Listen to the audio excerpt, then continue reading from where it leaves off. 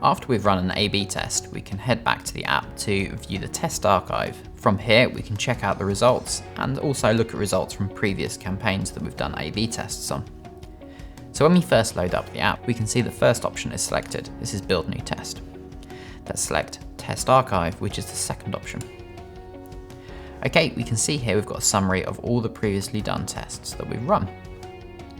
So if we go to this last test, we can see here that we A/B tested the subject line, and we can see the winning segment was C.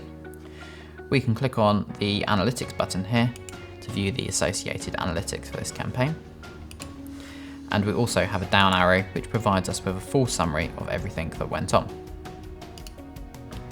In addition to this, if you just scheduled a test and realise you would like to edit it or revise it, if it's not finished running yet, we have the clock icon. When you mouse over it, there will be a delete icon.